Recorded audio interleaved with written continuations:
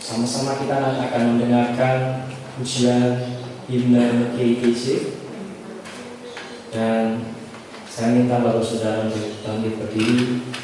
Kita bisa mendengarkan yang tahu lagunya, bernyanyi bersama-sama.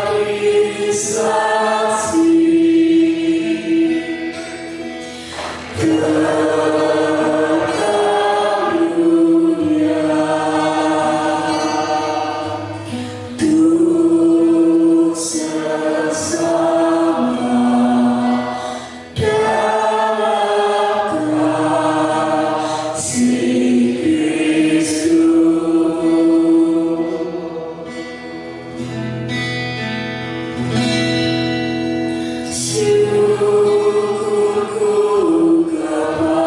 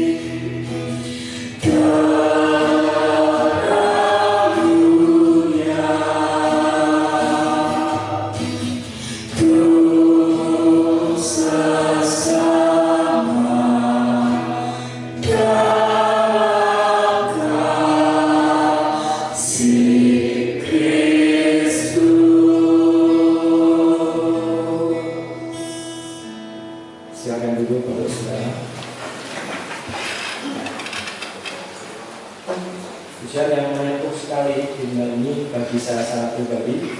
Tapi dari rumah saya sudah berpikir, ojo nangis. Tapi begitulah melihat perjuangan dari seorang penginjil yang dipakai Tuhan untuk datang ke Jawa ini, sampai pada akhirnya kita bisa beribadah sampai saat ini. Mereka merelakan keluarga mereka merelakan pekerjaan mereka mengarungi samudera, mereka melakukan sebuah perjalanan spiritual yang nggak mudah. Dari tempat satu ke tempat yang lain, mereka juga harus mengalami penolakan.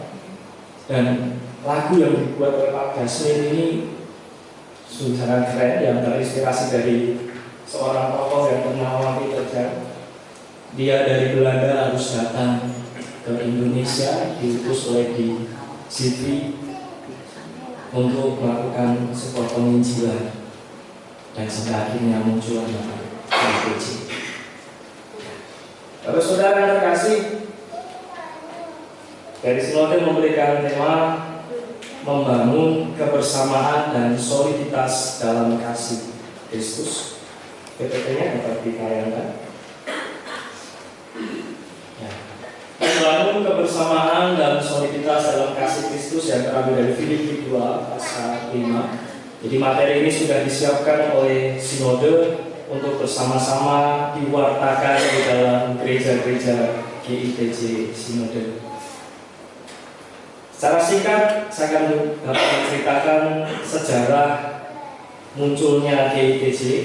Ya, mungkin tidak lengkap ya, hanya sebatas singkat-singkat saja, karena kalau nanti terlalu lama kita akan belajar sejarah nanti di lain kesempatan. Setidaknya Bapak Saudara pernah mendengar nama Peter Jan, Kiai Ibrahim Tunggul Wulung. Ya. Kalau yang pernah ke makam kayu aku, pasti pernah melihat makamnya Peter ya, dan juga anaknya Peter Antonia. Kalau di Kiai Ibrahim Tunggul Wulung, mungkin kita sudah pernah ke Bondo, ada makamnya di sana. Dan kalau Bapak Ibu Saudara ke kantor Sinode, wajahnya Mbah Tunggul Wulung ini juga terpampang sangat lebar, besar sekali di depan. Siapa itu Kiai Tunggul Wulung?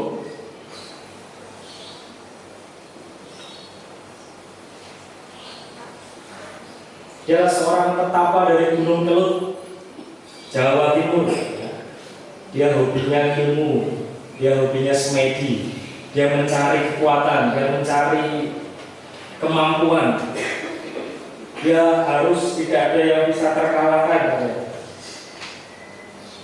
Tapi pada suatu ketika dia menemukan secari kertas yang bertuliskan 10 hukum Tuhan. Dan dia bertanya-tanya, apa maksudnya ini? Hingga pada suatu waktu dia pergi kepada Pak Pendeta J. Jeresman. Dijelaskanlah tentang tulisan itu, hukum Tuhan itu kepada Tunggul Wulung. Dan sampai pada akhirnya dia mau dibaptis dan diberi nama Ibrahim dari Pak Jeresman. Singkat cerita, dia melakukan sebuah perjalanan misi, tidak hanya di Jawa Timur, tapi dia melakukan perjalanan misi sampai ke Juwana, sampai ke Jawa Tengah, bahkan sampai ke Jakarta. Namun pada akhirnya dia juga melakukan perjalanan ke Jepara dan bertemu dengan Peter Jan. Di sana dia takut dengan Belanda, dia takut diciduk, dia takut dianiaya dan sebagainya, nggak tahu. Tapi pada akhirnya dia memberi nama dirinya, aku namanya Ahmadullah. Abdullah. Nah, itu secara singkat gambaran dari Tunggul Wulung. Ini kalau pengen lebih kenal, dapat dia. Kalau dicari tahu sendiri, Mbah Kiai Tunggul Wulung banyak sekali kisahnya, di web ada, di web GIPJ ada, di buku juga ada. Ya. Sekarang kita mau belajar tentang Pendeta Peter Jan. Ya. Dia seorang penginjil lulusan dari Dorps Gemeinde Zeeling-Vereniging atau DZV. Bersama dengan istrinya, mereka mengarungi samudra sampai ke Batavia, Jakarta pada tahun 1851. Jadi Pak Peter ini sudah punya istri Bapak Ibu pada waktu itu. Namun karena keadaan, karena seiringnya waktu istrinya meninggal. Istrinya meninggal, lalu dia punya istri baru. Baru saja menikah, baru saja pernikahannya baru masih muda ya. Lalu diutuslah dia untuk penginjilan. Dia harus mengarungi samudra dari Belanda untuk menuju ke Pulau Jawa. Sampai akhirnya dia ke Batavia, lalu menuju ke Semarang dan kemudian ke Demak. Nah di Demak dia, karena dia basicnya ada seorang guru, dia mengajar private pada putra putri Bupati Demak pada waktu itu yang bernama Condronegoro IV. Dan Bapak Condronegoro ini adalah kakek dari R.A. Kartini. Lalu Pak Condro ini menyuruh Peter, ya kamu pergi saja ke Jepara. Ya. Singkat cerita dia pergi ke Jepara, tidak melalui jalur darat, tidak lewat Mikosuki, tidak lewat jalan-jalan yang rusak gitu, tapi dia lewatnya jalur laut. Karena mungkin belum ada jalan di sana ya, masih belum dibakar alasnya. Dia lewatnya jalur laut utara, lewat naik perahu. Sekali lagi dia mengarungi lautan samudra untuk pergi ke Jepara. Di sana dia bekerja dan sampai pada akhirnya dia meminta untuk izin mengajar dan izin untuk penginjilan. Baru diizinkan untuk izinnya keluar itu setelah beberapa tahun. Next, ya Jepara ini sebelumnya masih di situ. Nah, di sini di tahun 1853 dia baru diizinkan untuk menginjil. Dan kendala yang dialami yang pertama adalah budaya dan pandangan para pribumi kepada beliau. Wah, ini wong Londo, ini penjajah. Pengajarannya benar gak ini gitu kan. Dan sebelum dia datang ke Indonesia, sudah datang ke Jawa, dia juga sudah belajar bahasa Jawa.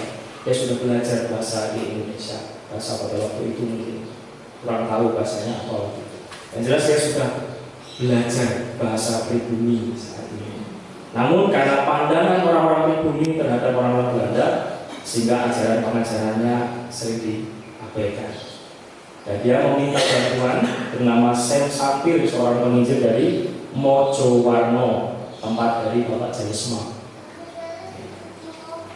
Dan pada akhirnya Pak Peter Jan ini meninggal pada 1904.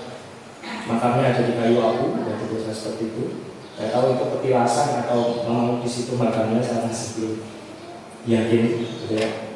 Dan pada akhirnya sebelum Pak Peter Jan ini mengakhiri pelayanannya karena izinnya ditarik, tidak boleh menginjil lagi saat dia membuat sebuah buku dan judul bukunya itu sangat kontroversi bagi orang pada waktu itu, sehingga izinnya dicabut dan digantikan oleh anaknya, pelayannya Peter Anthony Jan.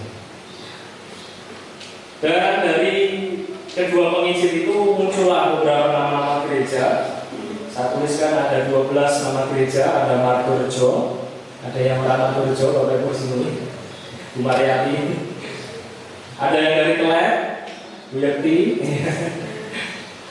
ada Tayu, Banyutowo, Donorojo, Merican, Bandung Harjo, Bu Vicky. Kemarin malam saya tanya, "Kamu tahu Merican?" Gak tahu, belum lahir. Dulu namanya Merican, nah sekarang jadi Bandung Harjo. Sengaja saya tanya, saya tahu ya. Lalu ada dari Pati, Kudus, Kayu Apu, Gedung Pejalin, Bondo, dan Margokerto. Yang Banyutowo dan Bondo itu juga hasil dari penginjilan Tunggul Wulung. Dan masih banyak gereja-gereja mungkin yang tidak dapat dituliskan. Namun ini gereja-gereja yang dirintis, beberapa gereja yang dirintis.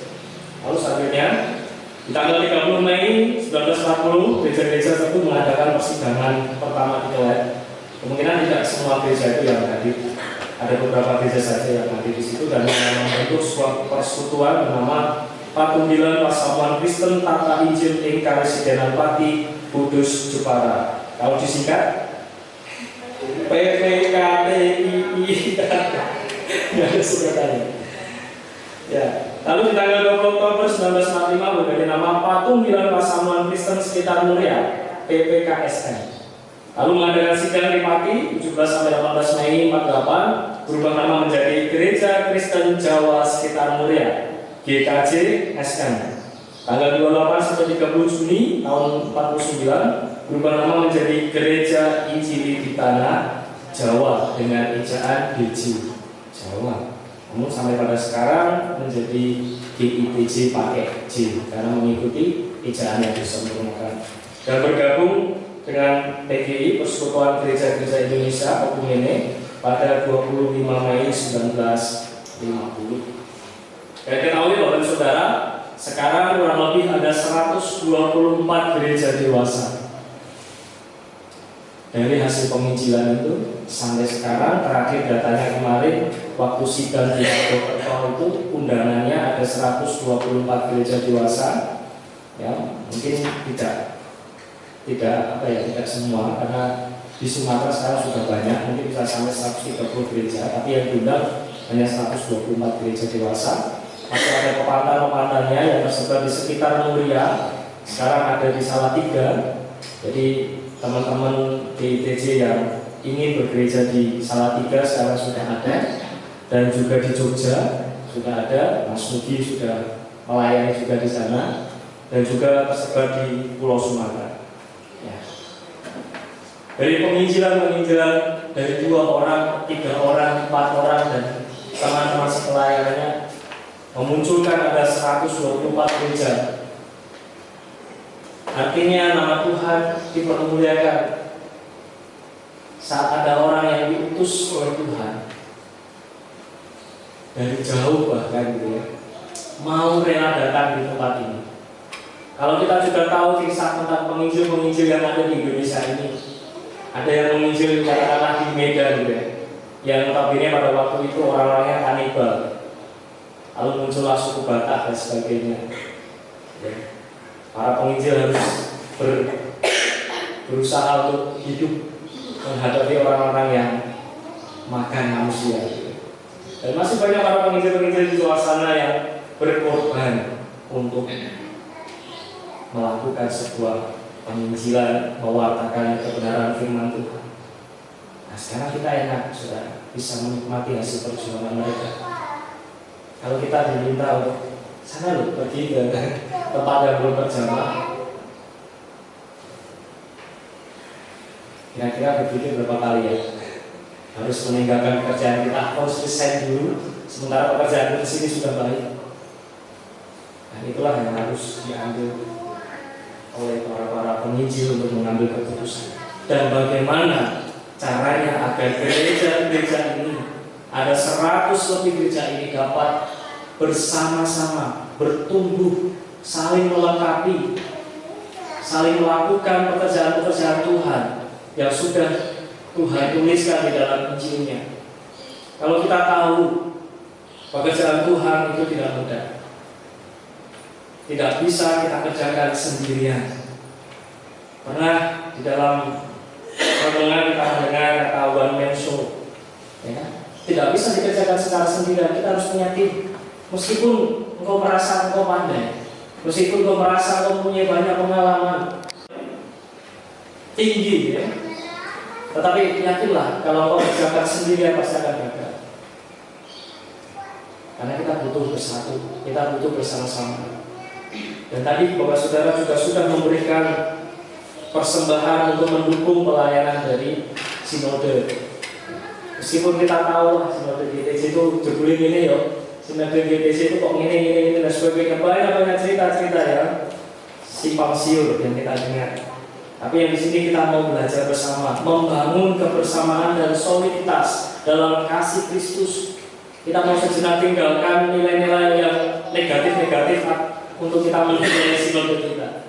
Tapi kita mau pikirkan bagaimana cara sinode kita bagaimana persekutuan gereja-gereja se-Indonesia sekalipun dapat berjuang bersama meskipun beda denominasi, meskipun beda namanya, meskipun beda cara ibadah mereka. Selama mereka masih mengenal Kristus, kita mau bersama-sama untuk bertumbuh di dalam soliditas, di dalam sebuah kasih. Lalu bagaimana caranya? Yang pertama di sini dikatakan pengakuan bahwa Tuhan Yesus adalah kepala gereja. Tuhan Yesus adalah kepala dan kita semua adalah anggotanya. Seperti yang tertulis dalam 1 Korintus 12 ayat 12 sampai 31. Di sana dikatakan bahwa gereja digambarkan sebagai kesatuan tubuh yang tidak dapat dipisahkan, saling membutuhkan dan saling terhubung, di mana kita melakukan sesuatu seperti yang dikehendaki kepala, yaitu Yesus Tuhan. Jika kita adalah anggota tubuh, satu baptisan, satu roh, serta pengharapan hidup kekal, sebagai anggota tubuh itu kita perlu menjalankan fungsi sebagaimana mestinya, sehingga menjadi solid dan dapat menghadirkan kerajaan Allah di muka bumi. Mungkin kita mulai dari persekutuan kita di tempat ini, di GITC Immanuel. Kita sudah mempunyai tugas kita masing-masing. Kita sudah mempunyai job desk kita masing-masing. Ada yang bagian diakonia, polimonia, maturia, ada yang sekretaris, ada yang bendahara, ada yang melayani dari pekerja gereja, ada yang ikut untuk bersih-bersih gereja dan sebagainya. Kita lihat karunia yang Tuhan berikan kepada kita. Ada karunia seorang pengajar, ada karunia seorang penginjil, ada karunia seorang yang memuji-muji Tuhan melalui liturgi. Kita kerjakan bersama-sama, karena ini adalah kesatuan bersama-sama. Kita tidak bisa menyalahkan satu dengan yang lain. Kita tidak bisa hentikan tangan kita untuk bekerja. Kita tidak bisa hentikan kaki kita untuk bekerja. Semuanya berkesinambungan, semuanya semua terhubung satu dengan yang lain. Salah satu salah, yang lain juga ikut salah. Kita terlalu mudah untuk menyalahkan satu dengan yang lain. Kita selalu mudah untuk menilai satu dengan yang lain kekurangan masing-masing. Tetapi lupa bahwasanya kita ini adalah kesatuan. Kita lupa kita adalah saling membutuhkan satu dengan yang lain. Aku butuh jenengan, jenengan butuh aku. Dan kita semua juga butuh banyak orang untuk membangun sebuah persekutuan yang sehat, yang baik. Dan mari kita mulai di dalam gereja kita. Kita mengingat bahwa Yesus sebagai kepala gereja dan kita adalah tubuh. Kita adalah anggota tubuh. Kita mengikuti apa yang menjadi keinginan kepala gereja. Yang kedua adalah menaruh pikiran seperti Kristus Yesus. Apa yang menjadi pikiran Tuhan Yesus? Jelas yang menjadi pemikiran Tuhan Yesus adalah melakukan kehendak Bapa di surga, melakukan firman-Nya, melakukan kehendak-Nya. Seperti yang dilakukan jemaat mula-mula di Yerusalem. Mereka bertekun dalam pengajaran dan persekutuan, sambil menanti-nantikan Roh Kudus, sambil menanti-nantikan kedatangan Tuhan. Mereka melakukan apa yang Tuhan Yesus ajarkan kepada mereka.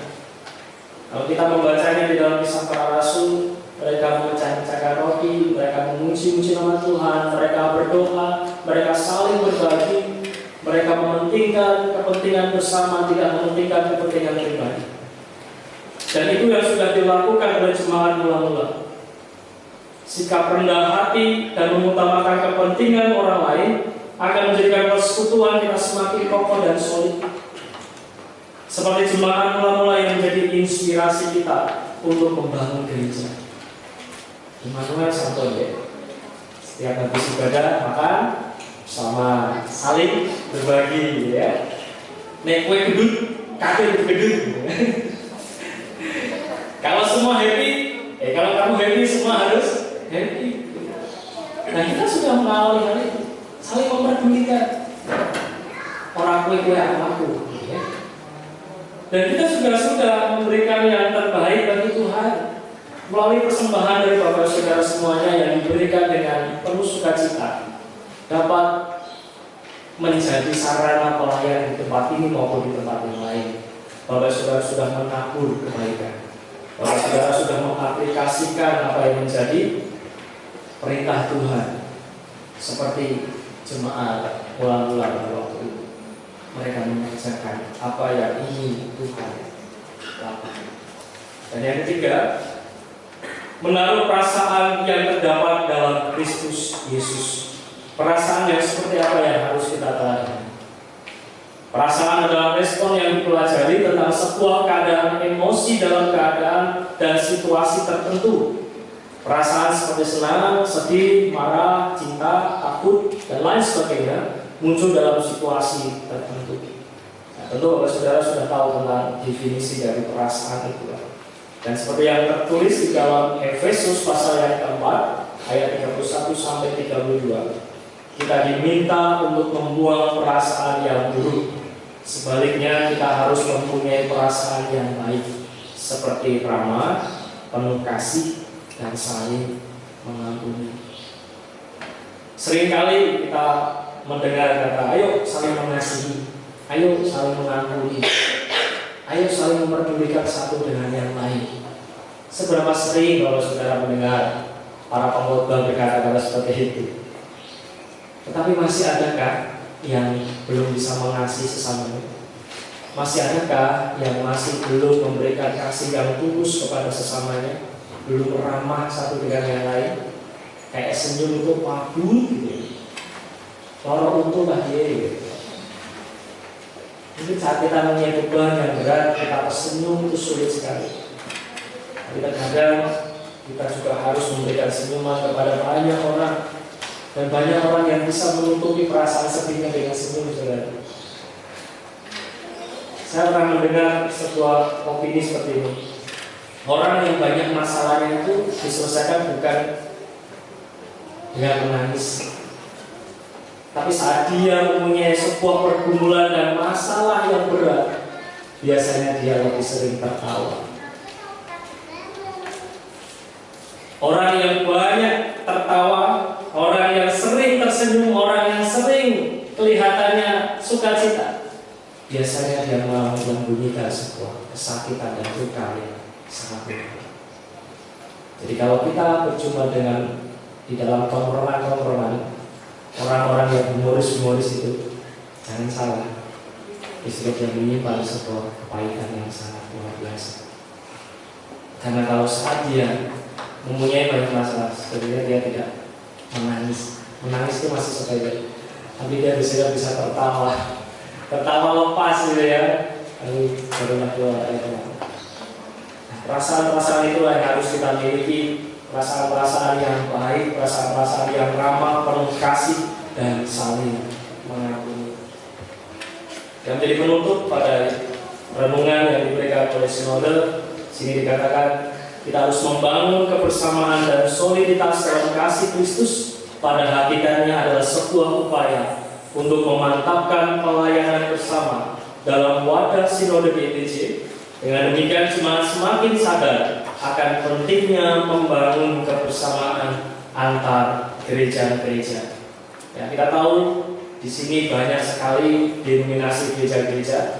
Ada gereja A, B, C, dan D.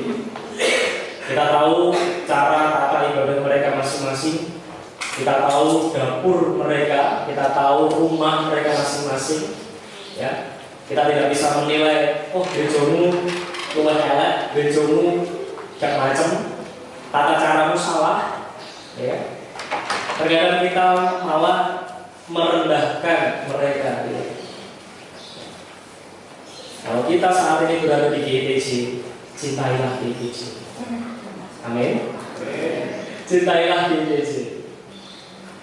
Kita tidak bisa membanding-bandingkan dengan gereja yang lain. Oh, gereja sekolah loh, wapi, lightingnya cemplora-cemplora, musiknya lengkap.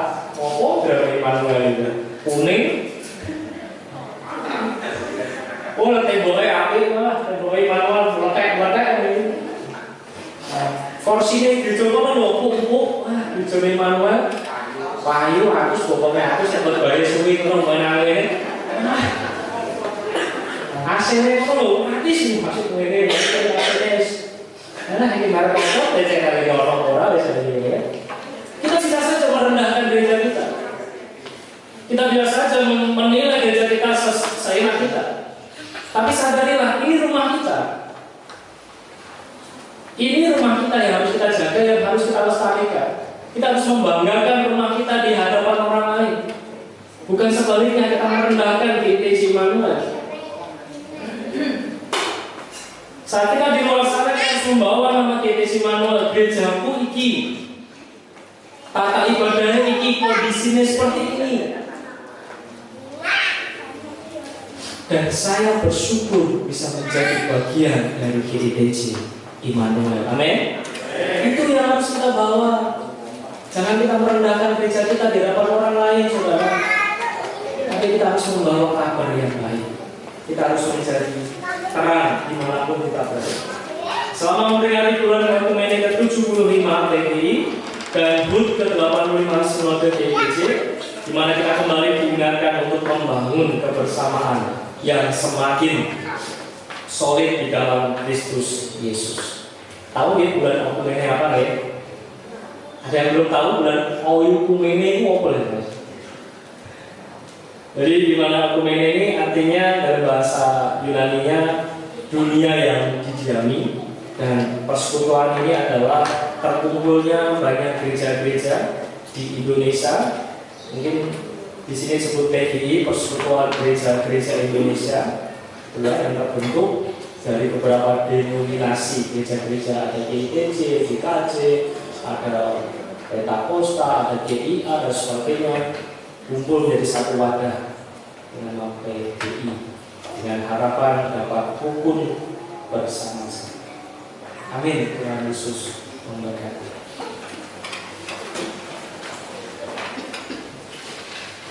Kita mau berdoa.